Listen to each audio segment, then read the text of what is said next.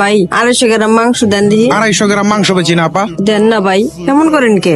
আরে আপা কইলাম তো 250 গ্রাম মাংস বেচি না, আধা কেজি নিচে মাংস বেচি না, জানতো ভাই মাংস কেজি কত করে? মামা একদম 480। আপনি দাঁড়ায় আছেন কেন, জান না? ভাই এনার একটু কন না, আমার 250 গ্রাম মাংস দিতে। ভাই আমার 4 কেজি মাংস দেন। ভাই কন না। এই আপা জান, জান তো।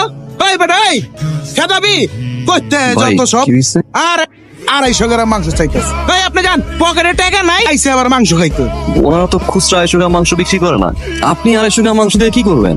আসলে কি ভাই, বাবা আজকে পরীক্ষা কিন্তু ভালো দিতে হইব, অঙ্কে 100তে 100 পাইতে হইব। আচ্ছা মা আজকে যদি আমি পরীক্ষায় ভালো করি তোমাকে গরুর মাংস দিয়ে ভাত খাওয়াবা?